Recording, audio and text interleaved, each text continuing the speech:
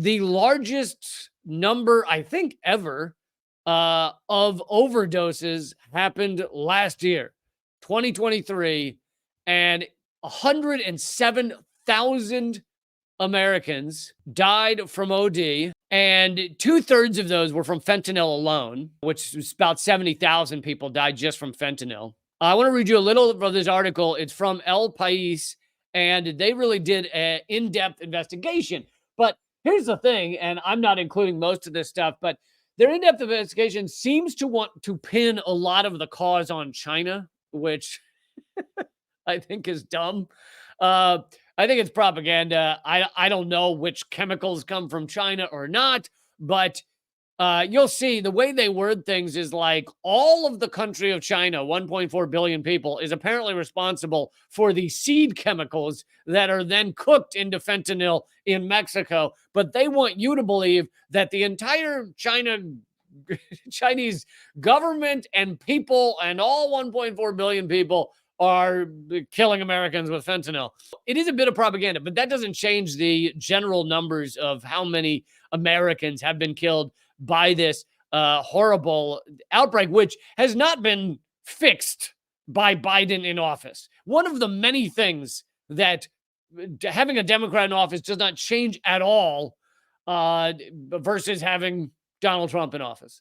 If anything, the fentanyl overdoses have gotten worse. I've also brought to you how the opioid epidemic was largely created by the Sackler family, Purdue Pharma, and other pharmaceutical giants. Purdue was the kind of first and the biggest to create the opioid epidemic that has killed millions of Americans. And their company was forced to go into bankruptcy because of it. Yeah, real tough. They're still billionaires. They still made $1 billion off of killing Americans. Anyway, to read from this article, El País, today his fentanyl kitchen, they're talking about a chemist in Mexico, but when you use the term chemist, he's a cook of fentanyl, but he's not like a professional chemist. He's just a guy who knows how to cook fentanyl. Anyway, his fentanyl kitchen in the mountains is a small hut covered by tarps and hidden by branches. That's another of its great advantages over heroin. Fentanyl not only is a much more powerful and addictive substance, it's also much easier to produce and transport. There's no need for extensive fields of poppies, nor farmers to take care of them, nor good luck with the storm season. It's a big threat, a cheap white powder 50 times more powerful than heroin, which kills more than 70,000 people each year in the United States and countless others across the rest of the Western Hemisphere. That cheap white powder that is injected, smoked, or taken in pill form was responsible for 2/3 of the 107,880 overdose deaths recorded in the U.S. in 2022, an all-time record. 295 people dead a day. And the article says it's as if a major plane crashed in New York City every morning. It's like fourth or fifth cause of death. I have the stats here. Here are the leading causes of death from the CDC. Heart disease, 700,000 almost. Cancer, 600,000. COVID-19, 400,000. Accidents, 225,000. Stroke, 163,000. Lower respiratory disease, 140,000. Alzheimer's, 120,000. And overdoses would rank above diabetes for death. It would rank as like the seventh highest killer of Americans. It doubles the number of people who died from chronic liver disease. Anyway, 107,000 Americans, and your mainstream media rarely covers it. It's like a blip here and there. It's just incredible. And of course, you wouldn't have nearly this number of death, this amount of death, if drugs were a health issue instead of a crime issue.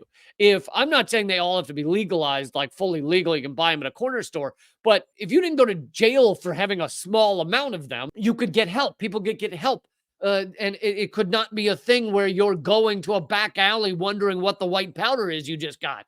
And Portugal, where they decriminalized all drugs, has had some of the lowest levels. They used to have the highest levels of overdoses in all of Europe.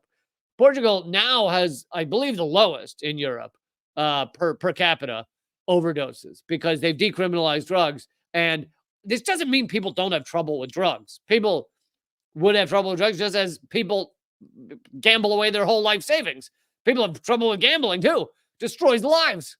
But we act like it's not a problem. So I'm not saying people wouldn't have a problem with drugs if they were all decriminalized, but you wouldn't have hundreds of thousands dying from OD all the time, which is horrific. And it just goes to show how incompetent our government is. Incompetent doesn't do it justice. They're not just incompetent. They're incompetent because their goals in every day to day, is about domination. It's about dominating the world, dominating the environment. It is about capitalist exploitation, enriching themselves, enriching their friends, enriching the entire oligarchy. The ruling elite class is what their day to day is about, worrying about the poor guy who is dying of an OD or the middle class guy who's dying of an OD. Not important to them. Really, the bottom of the list. So it's not just incompetence. It's far more than that.